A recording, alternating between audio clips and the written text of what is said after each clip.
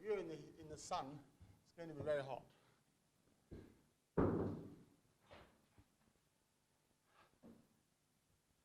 Who is here for the first time? Quite a lot.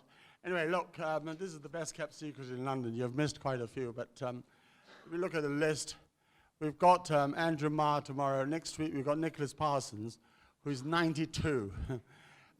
Duke of Marlborough, Julian Fellows of Downton, of course, Maria Testino, and I think on the 30th, I've got Oliver Stone as well. So lots of good people. The idea is... If you're disappointed tonight, you can come back. Ask for your money back. I'll double the entry fee tonight. When you go out, you can't leave until you pay. The idea is... Hello. You just little up, further up.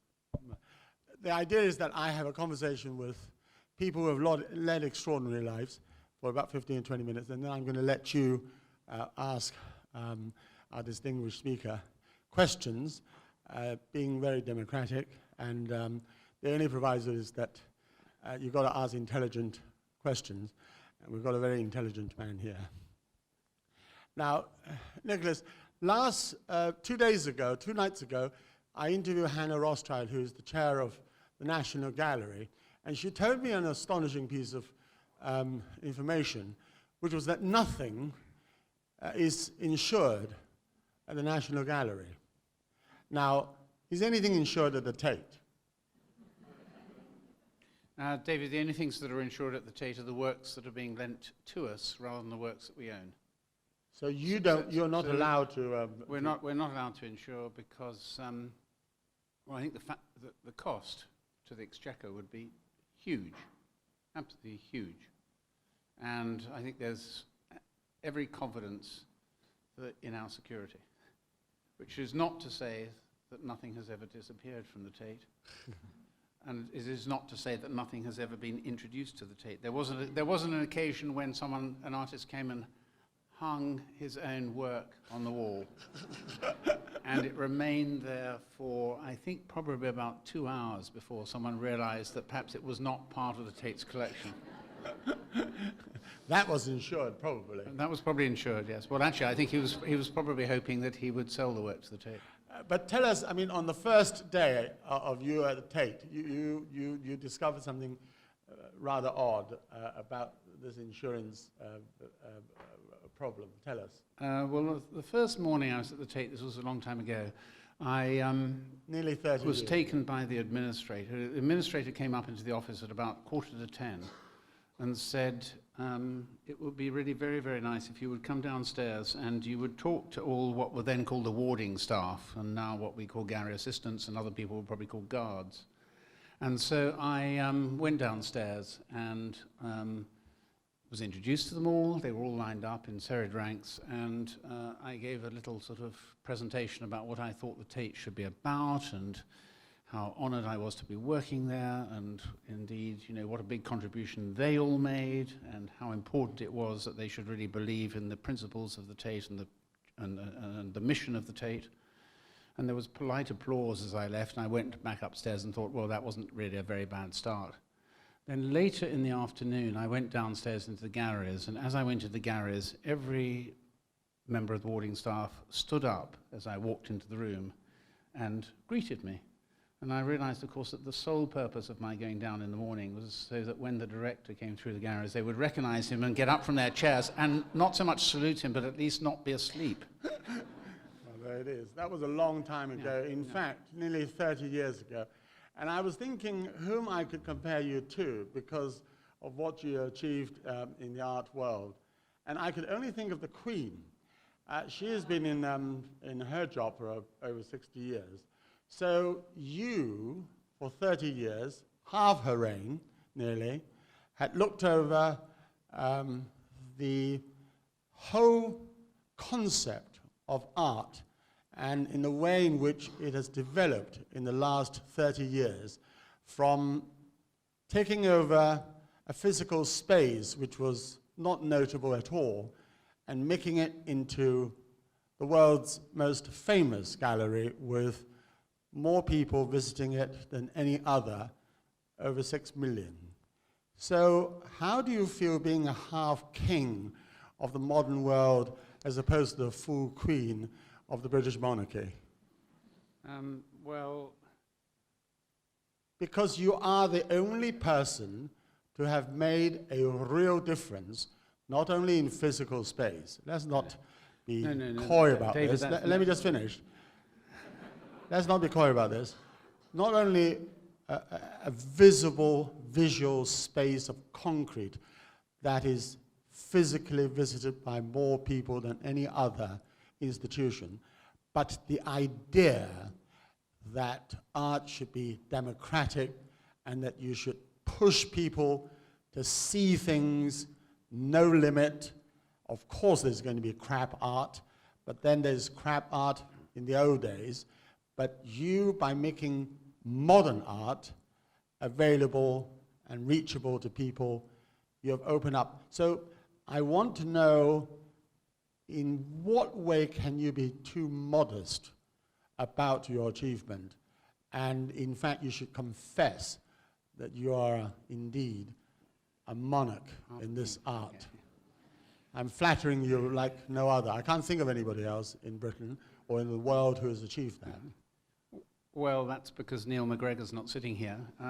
Well, Neil McGregor... And if he were, we'd have an interesting conversation. You're right, but he is exact opposite to you by bringing the knowledge of the past and giving it to people. He reaches to beyond the past. You reach beyond the future. In fact, you're a right pair. And in fact, both of you have the same salaries, I noticed. He's on 168, and you're on 167. And it is an incredible thing that two of the most important institutions in the world should be run by people who don't do it for money. I mean, your counterpart at MoMA is 2.1 million. You have been on 167, and McGregor has been on 168,000 pounds. And you pay tax, which means you earn nothing. Well, look, but go back. Okay, so go back. I mean, first of all, the Tate existed and was a very successful gallery before I arrived there. I mean, why was I interested in the Tate? Because I grew up visiting some of the great exhibitions that had been put on by Norman Reed, who was the director in the 60s, and Anna Burness was my immediate predecessor, going and seeing the Rothkos when they were at what is now Tate Britain. They're now at Tate Modern. Those kind of experiences made me interested in, and going and seeing Turner. I mean, when I was at the Courtauld, I studied for 6 months in the British Museum, prints and drawings room, putting together sketchbooks by Turner that had been dismembered, and looking at the way in which he had travelled through Switzerland and France at various moments in the 1820s and 1830s. And so the Tate was always a great institution, and I just happened to be there at a good moment to do something slightly different. And it wasn't a very original idea. I mean, taking art outside London, taking it to Liverpool or taking it around the country, the person who Here really... it is. It's a typically self-deprecating... No, come on, David, seriously. There was a really extraordinary man called Stuart Mason, who was Director of Education in Leicestershire in the 1950s and 60s. And he persuaded artists to give works that could be placed in schools in Leicestershire. He made a collection. He did it with Brian Robertson, who you probably knew, who was one of my predecessors at the Whitechapel. Stuart later became a trustee at the Tate, and he said very firmly when he was a trustee that before the Tate expands in Millbank, it must do something outside London. That if we're a national museum, we should be national in every sense. Now, I was just very... Okay, I can say I was very fortunate, okay, so let me tell you this, nobody has greased up to the government so cunningly to have had the support that you had, to have managed to build everything. You were supreme in getting the money and everything else to have built physically this space. I know how, I mean, can you imagine how difficult it is to build spaces like the Tate and the extension and so forth? We're looking over 30 years of achievement. And so I don't think you should be modest. Of course, people surrounding you had the same ideas, but you pushed it to the limit. Yeah, you sure. mentioned Turner. I mean, you're an expert in Turner. And people actually didn't realize how avant-garde Turner was. And you turned that into the Turner Prize.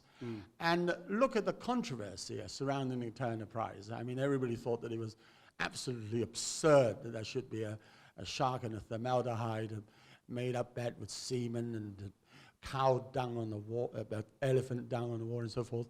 But you persisted. And these are the kind of things which you thought people should be allowed to do. And I think people were mistaken that they were bad art, because they're bound to be bad art and good art. But your forte surely was to have encouraged people to push themselves to the limit and force people to think out of the box, and creating an institution within which you display all that.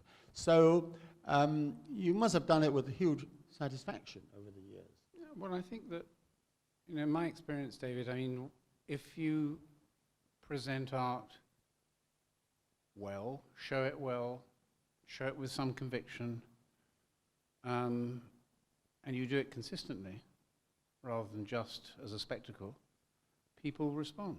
I know, and therefore I notice in the last 30 years you've done that with the Tate with incredible success. And you are not stopping. I'll tell you why, because you have now become the chairman of the Arts Council, and I read your first speech, and now you're taking the same concept globally. I mean, you've managed to do that within London in a spectacular way. Now you're retired, and you say, now I'm going to do it nationally, internationally. And your three things are still there. You want people to interact with art, you want people to understand that they should react to it, and that you think that art is good for society, and that the basic principle is to imbue people with an educational purpose so that they start young. I mean, these are huge visions. I mean, that's what you want to do, isn't it? You want to spend the first half of the king educating Britain, and now you're going to educate the world. I mean, would that be fair? It would be a slight overstatement of my ambitions, but I'm prepared to live with it. And if you judge me by it, I will probably not fully succeed. But I have been trying to find holes in what you have done, but I have to confess it's very, very difficult. Other than the fact that... I think my whole career is very much like a Swiss cheese. No, I didn't think so. I think the only mistake you made, I think you made two, if I may say so. Go on. Now, keep was going. to allow your staff to contribute to a sailing boat that you wanted to do. When people complained that they were, having sort of wages below living wage, were you embarrassed about the whole... I mean, it wasn't your fault, but I mean, were you embarrassed by the whole episode? I had no idea that anyone was collecting anything for me. In fact, I'd said they shouldn't. And it was someone else's idea that they should buy me a rubber dinghy. I know, but why did they call it a sailing boat? They didn't call it, someone called it a boat or something of that kind. It was a sailing boat, and it was a dinghy. Well, it was just completely naive on the part of the people. Have you got it? Sorry? Have you got it? No, I said at my leaving party, when they did give me a small present in a bag, which they told me was a small plate that had been made by Bernard Leach in the 1970s, a beautiful object, not enormously valuable. And I said, I know very well that actually in this bag, it's not really a Bernard Leach plate, but I'm sure that it's actually an inflatable boat. And I'm going to take it to Monaco, and I'm going to launch it next to Philip Green's yacht. And I know, given that this inflatable boat has come from the Tate, it's going to be the most beautiful inflatable boat anyone has ever seen. Well, it will not be difficult, because I've been on Philip Green's boat, and it's like a Balinese whorehouse. Yeah. And you will be the picture of elegance. Yeah. But anyway, looking back in your 30 years at the Tate, perhaps if you asked the Queen, she might have said that the Diana episode was something that she might have been mistaken about. What mistake do you think you might have regretted today that you might not have wanted to have done or not done? I think probably most of the mistakes have been failure to try and persuade people that we should buy certain works of art. I mean, works of art that I've missed.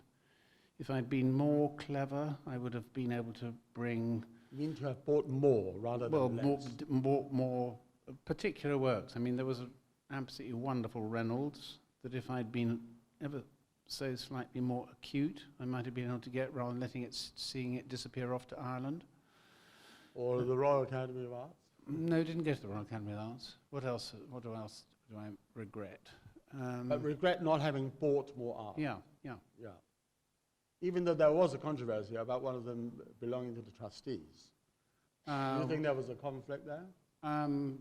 Undoubtedly there was a conflict. So the Tate is incredibly fortunate in having artists on its board of trustees. We have 3 artists at any one time, and they contribute well beyond their own expertise and range, because they're intelligent and very thoughtful people who know a lot about the history of the Tate, or about the Tate. For about 25 or 30 years, every now and again, the Tate would buy a work that happened to be by one of the artist trustees. And I suppose in those days, there wasn't a recognition of conflict of interest to the same degree. And in the mid-90s, 1995 or 1996, we decided to buy a work by Chris O'Feely that was a remarkable work. He was selling it to us at something like half the price that it would normally be, and we should probably not have bought it from him. We could have been cynical and waited for a year, asked him to put it in a cupboard, and bought it the day after he stopped being a trustee. Yes. I mean, if you bought a lot of Damien Hirst, you'd be rather rich. Well, we wouldn't sell them, so we're not that rich. But, I mean, you did, in fact, try to do that very effectively with all these regional acquisition committees. South America, in fact, I was privileged enough to be your chair of the Asia Pacific Acquisition Committee for 8 years. And we were very successful, being led by a curator and acquiring works. And that was presumably because you felt that there should be an international dimension to the acquisitions of works, controlled and worked on by trustees and committees. I think there was a long period in which institutions like Tate and the Museum of Modern Art in New York tended to look only at the contemporary art that was being made in Northwest Europe and North America.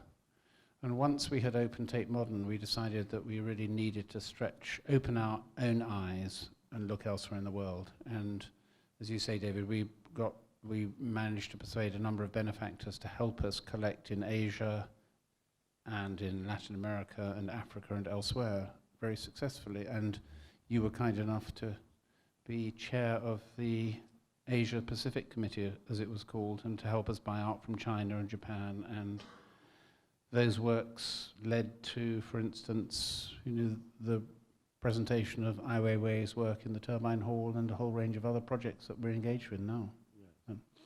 I mean, your Turbine Hall is extraordinary because it is such an incredible space, and you must have had some of the most extraordinary exhibitions anywhere in the world in that sort of space. When you first realized that there was this space, were you hugely excited? I think I walked into this building, I walked around the building first of all, and then I decided it was a building that we might consider using as the Museum of Modern Art for London. And then I went into the building and we walked in from the south side, where you now come in past the shop with the new extension, and they pulled open these shutters, and there was this great, I mean literally cathedral space with rusting hulks of machinery in it. And you could immediately see that this was a space that artists would want to show their work in. But it took the brilliance of the architects Herzog and de Meuron, Swiss architects, who at the time when they were appointed were very young and not known outside Switzerland, to realize the potential of the building, I think. And interestingly, when we ran a competition to choose an architect, they were the one architectural practice, I think bar one, that was Rem Koolhaas, who said that they would not build in the Turbine Hall, that they would not fill that space with floors for art, but would retain the space as being, in a way, the signature space within Tate Modern. The only architect who... Yeah, they were, who had the vision to see that it should be retained. And now, of course, you go everywhere and people are trying to create turbine halls in which to show contemporary art. And if you go to Hong Kong, you'll see Herzog & de Meuron have taken over the space, yes, what is below the new museum M+. Yeah, so they copied your staircase. Yeah, they have. Much, much smaller, yeah, but very effective. Yeah. I mean, your new extension is absolutely marvelous, and you must be very pleased with it. I'm very pleased to have more space, and I'm very pleased with the building. I mean, do you run out of space? I mean, do you have lots of stuff stored away because you haven't got the space on which to hang things? I think all museums of modern art, almost by definition, are too small before they've opened and for their collection. But we introduced this pattern of rotating the collection, and then we show it also outside London very extensively. I said to Hannah Rothschild 2 nights ago, the National, what I find rather irritating, and I was expecting that it might be better at the Tate, but it's not, is the explanation next to paintings that they're so small. I mean, I'm half blind anyway, but I'm sure that lots of people are my age and half blind. They can't read the bloody thing. I mean, are you going to tell your successor to blow them up a bit? And to provide more context. I mean, I just think that, you know, you already do it quite well because you actually juxtapose, you know, not the same, you for example, display things of the same subject of different era and so forth. That gives a historical context. But I always like to see the social context, and you never seem to get that. You just have a description of the piece. Are you conscious of that? There are plenty of curators and some artists who really are appalled by giving any explanation. Why? I remember having really quite serious, I was going to say debates, but really battles with David Sylvester, who complained about the texts that appeared at Tate Modern when we opened Tate Modern. But I think that, interestingly, you ask whether there might be more social context. Alex Farquharson, who's the relatively new director of Tate Britain, is about to start a rehang of Tate Britain, and he's going to bring in much more social context and history into the display. And also going to show, I think, prints. So you'll have a sense of not just great paintings and sculpture, but also prints, drawings, and other materials. So you'll have a much greater sense of the texture of art as it has been made. I hope that happens at Tate Modern, because the attendance at the Tate Britain and Tate, what's the other one, remain the same, about 200,000, whereas your Tate Modern's ballooned to No. Tate Britain's about 1.5 million. 1.5 million? Yes. Tate Britain? Yeah, and it's, I mean, at one time when there was only one building, it was 2.2 million. But, so it's dropped from that figure. But it's a good step. It was a prison before, wasn't it? It's on the site of a prison. Yeah, absolutely. I mean, it's kind of interesting, I think, that there are 4 Tates across the country. Liverpool, St Ives, Millbank and Bankside, Tate Modern. And all 4 were built to show contemporary art as it was emerging. Henry Tate's idea was to show art of the last 50 years, British art of the last 50 years. When we created Tate Modern, it was art of the last 100 years. And each of those 4 buildings has always been built on a site that no one else wanted. The first building was on the site of a redundant prison. In Liverpool, it was a redundant warehouse. In St Ives, it was a redundant gas holder. And at Tate Modern, it was a redundant power station. It's places that people can't think of a better use for than putting modern art in them. And it's cheap. Yeah. Yes. On the margins of society. Okay, listen, I don't want to hog the speaker. Who's got a question for Nicholas? All right, 1, 2, 3. And then central block. Right. 1, 2, 3. Hello, Sir Nicholas. I have a question about people who are dreaming to become artists. And do you think if it's absolutely crucial to get figurative training first and learn how to draw before people start expressing themselves as conceptual artists, do abstracts and various stuff? I've never met an artist who regretted being able to draw. So I don't think it's an absolute precondition. But I think it's, many artists can draw, even artists who are regarded as conceptual artists, like Tracy Emin or whatever. I mean, on the whole, people use conceptual as a term of abuse in the sense that they describe work they don't like as being conceptual. Sometimes it's not especially conceptual. But I think that I would never regret being able to draw, but I don't think it's an absolute precondition to make art that is, in some way, touches emotions or the intellect. I mean, it's neither necessary nor sufficient. But I mean, Yeah. you know, there are some extraordinary. I mean, Picasso, brilliant figurative drawer, and yet nobody gets more conceptual than him in his times. Well, you look at an artist like Ellsworth Kelly, American artist who died about 3 years ago, made these extremely exquisite abstract paintings that have their origin in nature. And you wouldn't really know that they are based in nature from the way they appear until you start to look at his drawings, which are very beautiful renderings of plants and other forms, or his photographs, where he often photographs buildings and photographs the shadows and the sharp edge of a shadow, which you then begin to see related into his abstract paintings. Okay. Hi, Nicholas. Hi. After all these years, what is the highest function of an artist? The highest function of an artist is probably to make art that they themselves have conviction about, and then will discover whether it touches other people's emotions or intellect or imagination.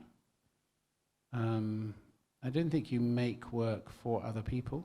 You have to make the work for yourself, but you hope that other people will find something in it that nourishes them, or they cherish, or that they find exciting or unexpected or different or beautiful. Any of those things. Hi, Nicholas. My name is James, and I'm starting my undergraduate in theatre and film directing at Central St Martin's. So this is a question that's sort of, I guess, sort of theatre-based, and also now that you're head of the Arts Council, obviously it's not just fine art now, you've got dance, theatre, there's other things to consider. So what's that going to be like for you, sort of going away from fine art?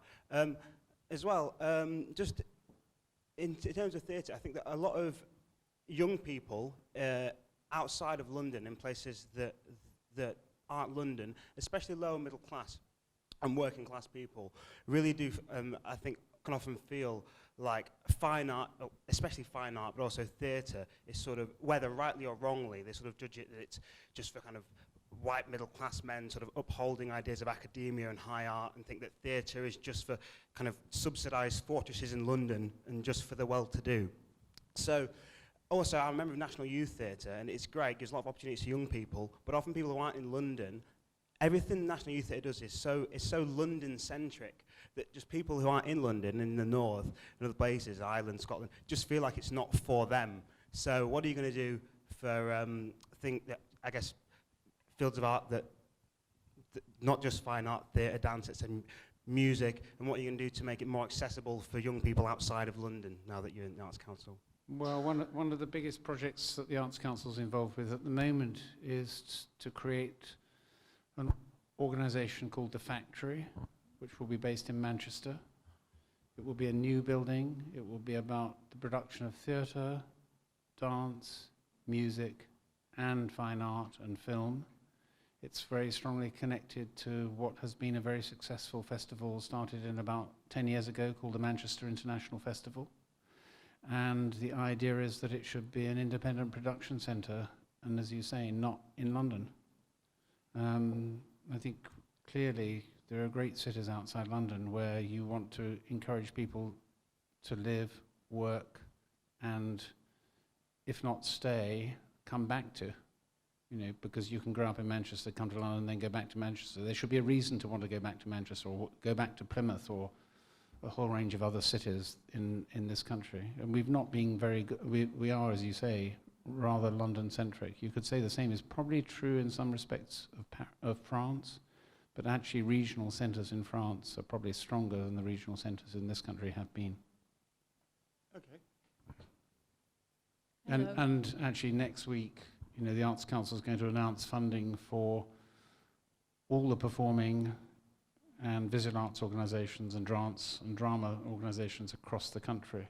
And we're going to announce that we're spending more money outside London than previously. We're shifting money out of London so that it's important that young people and people who, not just young people, people who haven't previously engaged in the arts have an opportunity to encounter, and they shouldn't just encounter that which has come from the Tate or the National Theatre, but actually they should be encountering art that's been made in their region. Not only in their region, but as well. I mean, that's what I mean when your tenure at Tate, which made London the centre, going on to the Arts Council, you're going to push it nationally and internationally as well. And that's why what I say is that you did that for 30 years in London. You've got another 30 years to do it for the globe, and you'll be 101, I calculate. So don't die before then. I think that actually one of the things I'm proudest of at the Tate is the fact that the success of Tate Modern, when it opened in 2000, undoubtedly gave confidence to people outside London who were thinking about creating museums and galleries in a new generation of museums and galleries. So if you go to a place like Margate, if you'd said 15 years ago that you can build a gallery in Margate and you can get 400,000 people a year coming to that gallery, you'd have been taken out and told that you were mad in some way. Helped by Tracy Emin. Sorry? Helped by Tracy Emin. Well, you said that undoubtedly helped by Tracy, but actually the gallery has made Margate sufficiently attractive for Tracy to want to move back there. Yeah. And she wasn't, they rather deliberately waited until they'd made 3 or 4 shows before doing a Tracy Emin show, and those shows were very successful. Yes, hello, good evening. I'm Good sorry evening. to drag you away because obviously your future role as Chair of the Arts Council is very important. But just to go back to your work at the Tate, I remember seeing a documentary many years ago on the television about the Tate. I don't know whether it was on you or whether it's just the work of the Tate, but I do remember the curators all were getting exhibition ready and they'd laid out all the hanging as they wanted to put the pictures, and then you came in and you went, no, that's got to go there, that's got to go there, and you sort of changed the whole thing. And at the end of it, I think you said, well, that's one of the perks of being a director.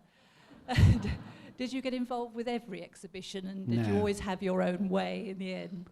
I certainly didn't get involved with every exhibition, but I do remember when I went to the Tate, having to encourage the curators to put away their tape measures and to use their eyes. I mean, that sounds rather arrogant, doesn't it? But I mean, if you have works of art in a space, you can't hang them effectively by using a tape measure. You have to use your eyes and get the balance between the different works. So I think that's probably the lesson I was trying to give. I'm sorry it came over in such an authoritarian fashion. But it is true that I do currently miss hanging paintings, and I learned a huge amount from, I mentioned David Sylvester before, who was a critic, but he had an incredible feeling for works of art and how they sit in space. And 40 years ago, I spent 2 days with him at the Hayward Gallery, moving Miro sculpture 4 centimetres, well, it was 2.5 inches in one direction, not 4 centimetres at that time, we weren't decimalised, but 4 centimetres in one direction, 4 centimetres in another, and then just beginning to understand how that small change can make all the difference. Go and see the Giacometti show at the Tate at the moment, and you see an artist who thinks about how do you put sculpture in space. And then you see, I didn't hang that show, that was done beautifully by Francis Morris. Hello, I have a question from Miss Teswick here, who's unfortunately unable to speak herself this evening. Being known as a single-minded individual, what is your greatest challenge in the art world that you feel you could have done differently? And what is the next challenging project you feel strongly capable of achieving, which would define your already established successful legacy? Gosh. Well, we've been talking about some of the things that I want to do. David mentioned some of the things that we touched obliquely on one or two things that I think the Arts Council might do. And in particular, having arrived at the Arts Council 2 or 3 months ago, part-time, I have announced that we're going to create a commission called the Darwin Commission, which we're doing with the University of Durham, which will look at cultural education and art education for young people from the ages of 5 to 25, and we'll try and look at the way in which we could make young people even more versed, more engaged in, and more understanding of the great works of art, but also the great artists and performers and practitioners that are around us. So that's probably the thing I want to do most. I mean, as I say again and again, I don't notice it, but it is an incredible theme that you have done already at Tate, and now going to pursue it, not only within the visual arts, but performances and so forth. And the idea is to let people appreciate limitlessness, and that they should not be shocked, and that they should entertain everything, and that stimulation and sense of curiosity should come to as young an audience as possible, because that is when presumably the young has their mind at its most versatile. And that's an extraordinary thing to do, because you know, you have one vision and you have one mission, and that's how I feel. Yes. Hi, I was wondering what the nature of the relationship was, if any, between the Tate and the other more famous but different galleries, such as the National Gallery. Well, the Tate has a really interesting relationship with the National Gallery because it's an unruly son, daughter, child of the National Gallery. You know, the National Gallery was created in 1824, and towards the end of the 19th century, Henry Tate approached the National Gallery and said, I'd like to give the nation a group of paintings by British artists, because I think British artists are as good as French or German artists, and they should be hung in the National Gallery. And in their wisdom, the trustees of the National Gallery at that time said these paintings are not sufficiently important. Henry Tate nevertheless persisted, gave some money. Eventually, after 5 or 6 years, a building was created in Millbank, and the paintings were put there. And the Tate was, it was then called the National Gallery of British Art, not the Tate. And the National Gallery was given the responsibility of looking after this collection of paintings and some sculpture. So it was always, until 1955, the Tate was a part of the National Gallery. Tate was given independence in 1955, and in the 60s and 70s, as with teenagers, they rebelled against their parents, and the parents thought the teenagers were behaving badly, and there was really very bad relationship between the two institutions. And So a system was developed whereby there would be one trustee who was from the Tate on the National Gallery and one from the National Gallery on the Tate. That didn't really help at all. And when even in the 70s and in the 80s, there was incredible friction between the Tate and the National Gallery. The National Gallery behaved very grandly, coming to the Tate and saying, for instance, there's a wonderful Joseph Wright of Derby painting, which was originally given to the National Gallery. In the 1930s, it was thought not to be so important, so they placed it at the Tate. In 1955, when the Tate became independent, it became the property of the Tate, but somehow in 1984, the National Gallery trustees felt that they had the right to ask the Tate to give it up. And it did go back. It's the air pump, and it's a wonderful work, and it went back to the National Gallery. So there was this friction. So when I arrived at the Tate in the late 80s, and Neil McGregor was then director of the National Gallery, and he had arrived at the National Gallery at that moment also. We met, and we didn't really know each other, but we both said we have to make a good relationship between the parent and the child. The child will try not to be too rude about the parent. The parent, we hope, will not say that the child is harboring notions of showing bad art or whatever it was. Anyway, we tried to make a relationship between the two institutions, and it's worked very, very well since. I hope it'll continue. It is incredible. I don't know whether you remember, you very kindly came out to Hong Kong for me. I gave a conference when we were going to build this wretched West Kowloon Cultural Centre, which unfortunately is still not really materialized. And I noticed, and I had Samurai Smith, previously with National and the National Portrait, and of course the Royal Academy, Tom Kranz of the Guggenheim, Julia Peyton-Jones of the Serpentine, Nick Jones of the V&A, and of course you yourself at the Tate. And actually, all of you came up to me and said that they really didn't know each other. And it was extraordinary that within London, with all the most famous galleries, you actually had hardly ever met each other. I mean, I was astonished. Don't you ring up people and say, hi, how are you? And can I come in and look at your gallery and so forth? Or are you... Well, David, you're known as a great host. You bring together people who don't know each other that well. Yeah, but not of all the most important institutions within a square mile in London. I was absolutely amazed. I just assumed that all know everybody and that you met everybody. In fact, you hardly knew each other. There might have been a little dissembling going on, perhaps. I don't know, yeah. Anyway. All right, well, there it is. There's a question over there, I think. It would be very interesting. I doubt that any of you were at dinner together and so forth still. I mean, you say that you work very well with Neil McGregor. He's now left. I don't know whether... I mean, when was the last time you saw Hannah Rothschild? And had dinner with her or lunch?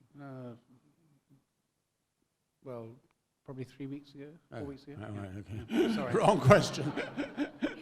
Hi, Nicholas. Thank you for the talk. There are lots of students who want to develop their careers in art and museum field.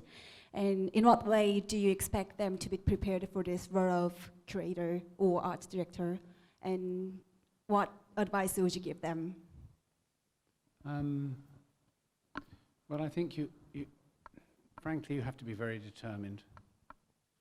You really do have to be very determined. And I think to leave art school and to make your way in the art world is extremely difficult. And it's especially difficult in London because, rents are so high, the cost of living is so high.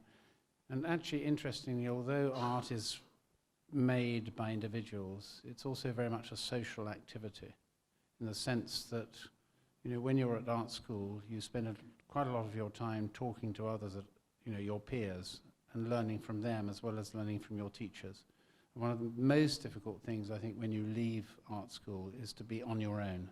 Suddenly you're completely without support of any kind.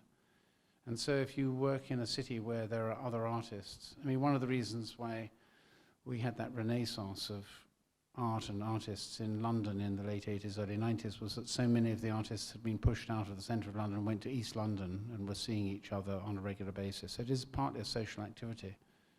I think in theatre and acting it's rather different, but again, you know, you're very much on your own, and you probably have to, undoubtedly have to go and work outside London initially. So it's a difficult process. It really is.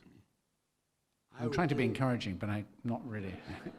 I do what Nicholas revealed the other day: smuggle in one of your works and hang it at the Tate for 2 hours, and stand next to it, and you might just get somebody to say, "Wow." Hi. I just want to ask a question, because some contemporary art, when they create it, it's under certain context to communicate some meaning or influence.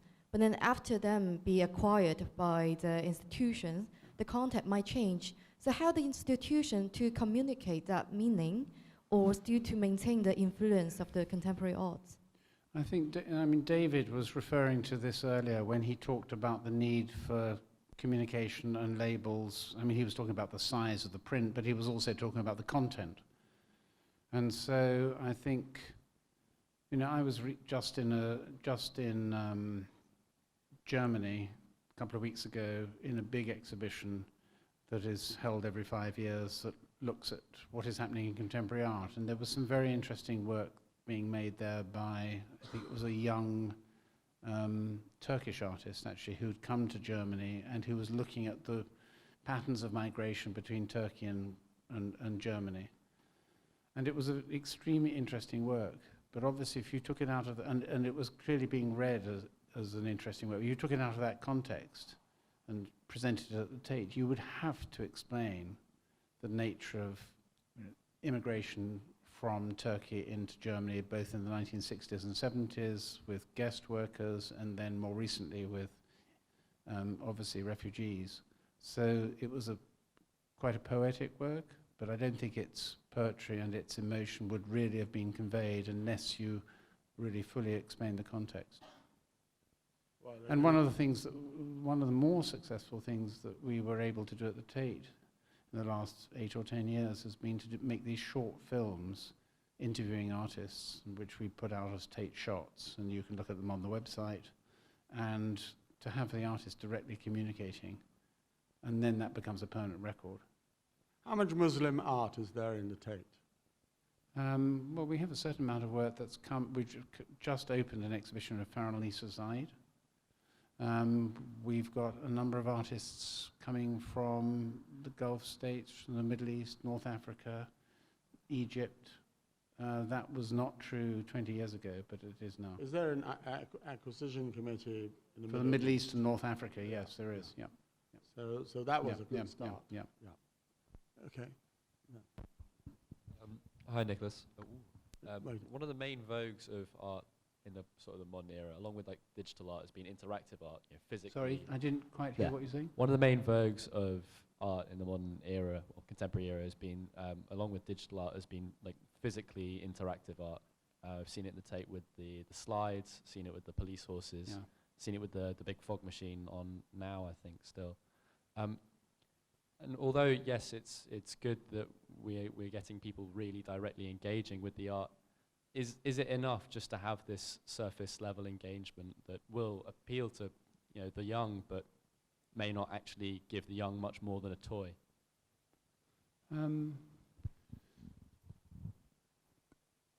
I think the slides were a rather special experience, having been down them, and I'm not a child. But I think that art works on many different levels, and I wouldn't want all art to be serious. I wouldn't expect all art to have the same level of depth or meaning. I think interaction of the kind you're describing is some significant work has been made by artists working in that way. But I don't think it's, clearly from what I've been saying earlier, it's not the only way in which you can make important art. I think that if all art were only at that level, it would be rather disappointing.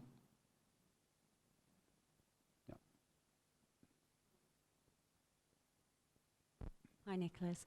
I'm a primary school teacher and I teach 5 and 6-year-old children.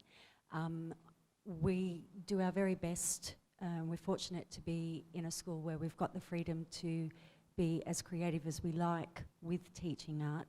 However, I have previously worked at schools where we have to follow a very strict curriculum in terms of which artists are covered.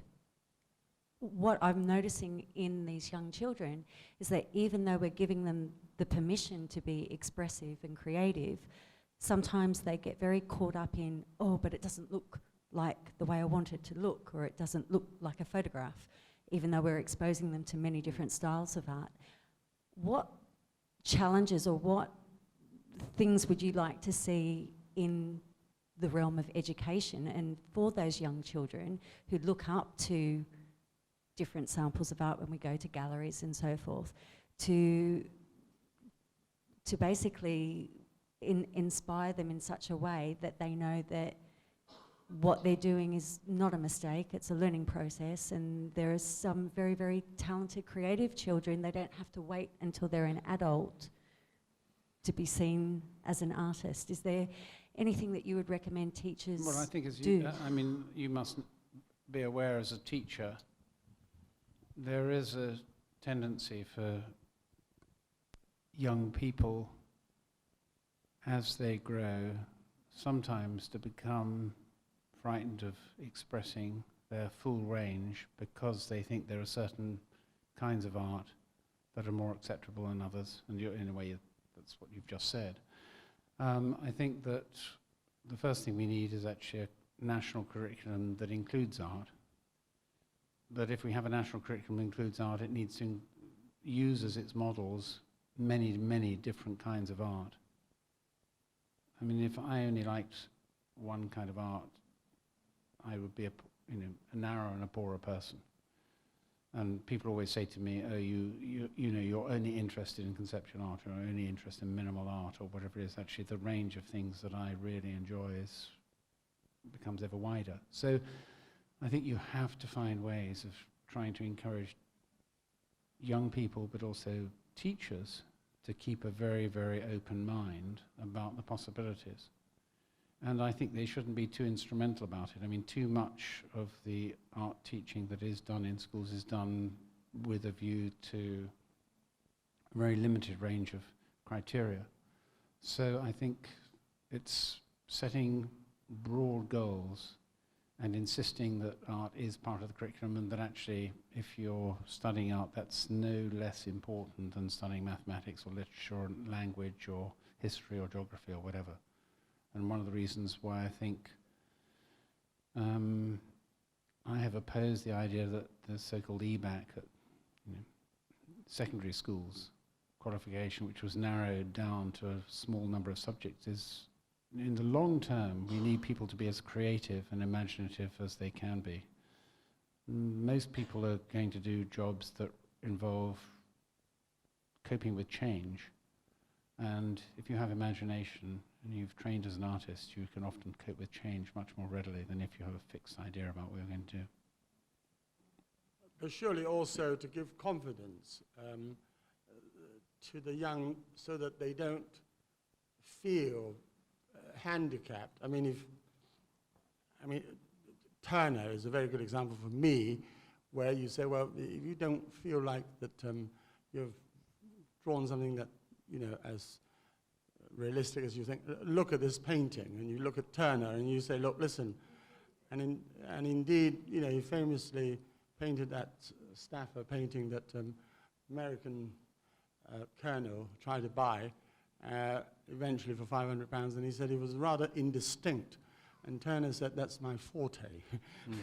So if you show them an example like that, I feel that they then get more confidence about what they want to achieve, and not necessarily the kind of figurative works that you...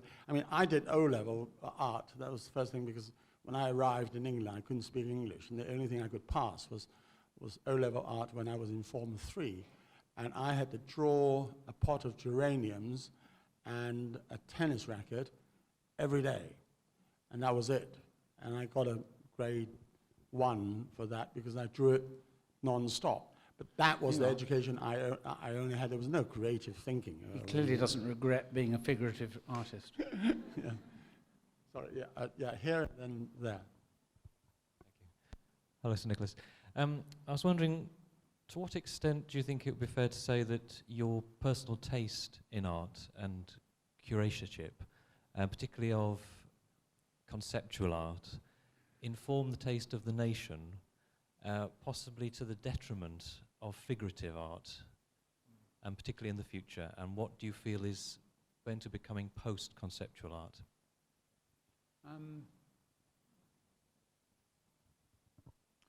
Well, as I was just suggesting, I probably have a wider range of interest in art, and as you describe it, taste, than the press certainly would suggest, and certainly than Brian Sewell would have suggested. But are you great friends? There are figurative artists who I have strongly supported. I remember doing shows at the Whitechapel for an artist like Victor Willing, who isn't either a household name or especially highly regarded. Michael Sandel, a sculptor who works in a figurative way. One of the great shows I did at the Whitechapel a long time ago was a show for Philip Guston, not a draftsman of a conventional kind, but a draftsman, in my view, of enormous skill. And you only have to go and look at the current show, which is on view at House and Worth, of his caricatures and drawings based on his view of Richard Nixon in the early 70s, to be aware that he is a great draftsman. So I think that probably there's a commonly held belief that everything that has been bought at the Tate in the last 30 years has been, that I have chosen it myself. We have a great team of people who are there principally to keep a very, very wide range. And certainly the Tate would be a poorer place if it was just one person's choice. It has to be a range of people. We're about to do a show, they are about to do a show. They are about to do a show in about 15 months' time, 18 months' time, on not the School of London precisely, but the tradition of figurative painting in Britain from the early part of the 20th century through to Freud and Bacon. And its purpose, in a way, will be to break open that cliche about the School of London and to show that there are actually some very, very, very fine artists working in that figurative. There have been some, and are, some very fine artists working in that figurative tradition in Britain, not just in London.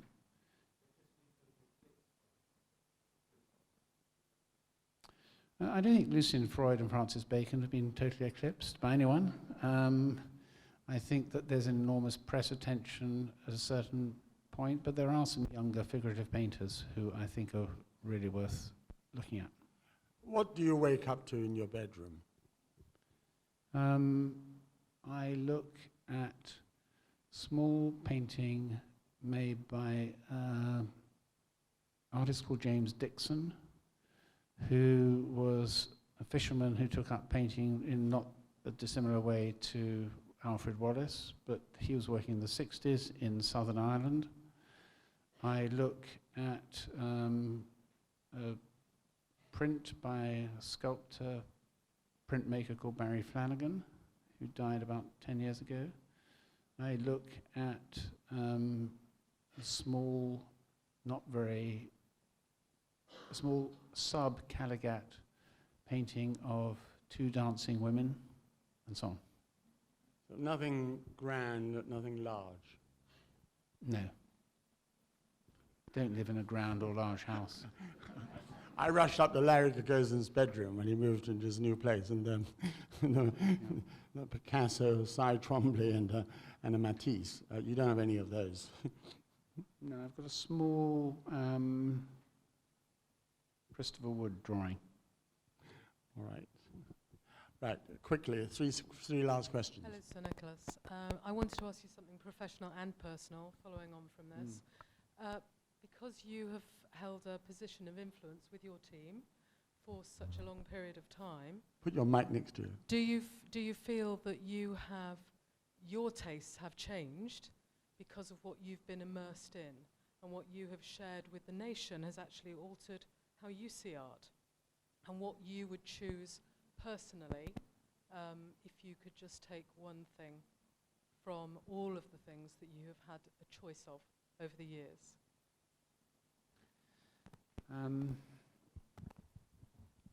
Well, when I left the Tate, no one offered a picture off the wall of the Tate to take away with me.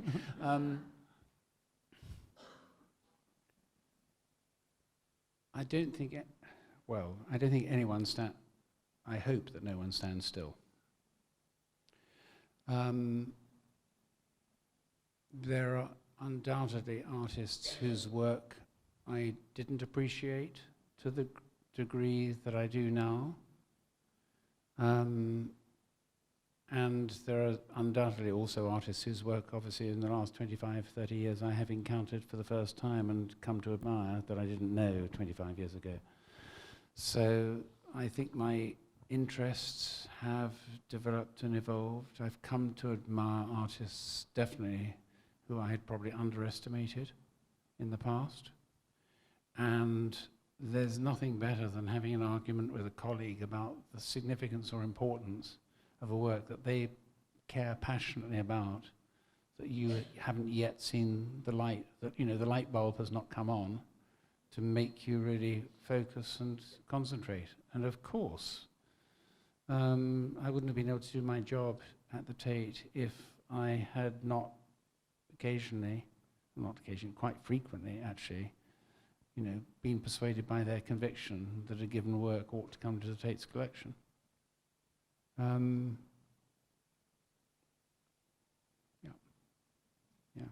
Right, we've got 2 minutes quickly. One and then two.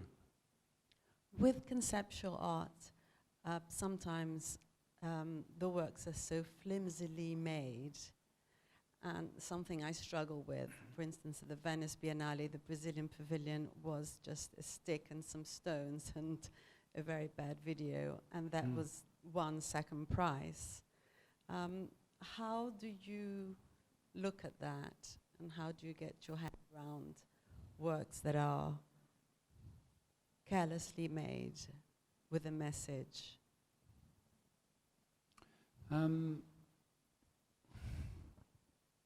Well, I think that many of those works are probably less carelessly made than you might presume, because I think that they're probably the product of a great deal, if they're successful, they're probably the product of a great deal of thought, and in some cases planning, because it might involve the selection of particular materials. What to you might look incredibly casual may be actually a very, very deliberate act on the part of the artist concerned. So some of the flimsiest and most throwaway things that are made by artists can nevertheless be very powerful. I mean, I think of an artist like Richard Tuttle, who, American artist now in his 70s, who made these very, very beautiful drawings, effectively drawings using wire that just hangs from the wall, and when you light it, it creates a shadow, and then of course it changes over time. So that looks incredibly flimsy and light, but I've never seen anything that Richard Tuttle has made that hasn't in some way been very elegant, as in its own way as elegant as a Matisse drawing. And I suppose we also do have to remember that someone said a moment ago Picasso was a great draftsman, but he wasn't always regarded as being a great draftsman. There were plenty of people who thought he was a charlatan.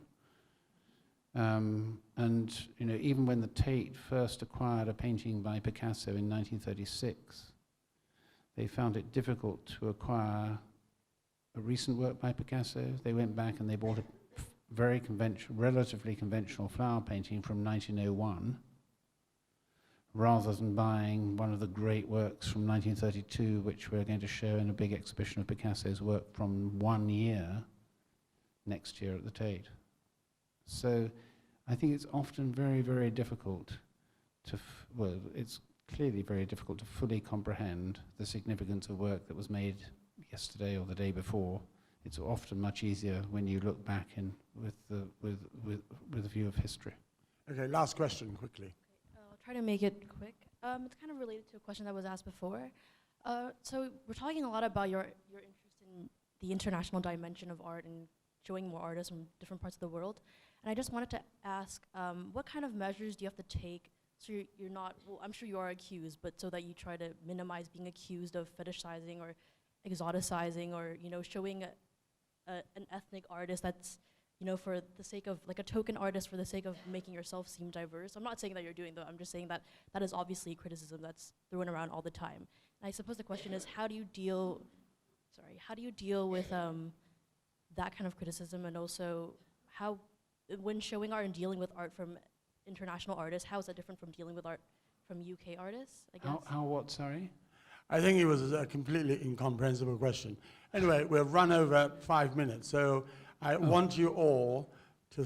I'll come and answer it when we've finished, okay? We'll have a conversation. I can't understand it, but you're more intelligent than me. Anyway, look, listen, you've got 5 minutes to tell her, and before I take you out to dinner, but will you please join me in thanking Nicholas Serota for coming to China Exchange today. Thank you. Thank you. Thank you, David. Thank you. Good news, Simon.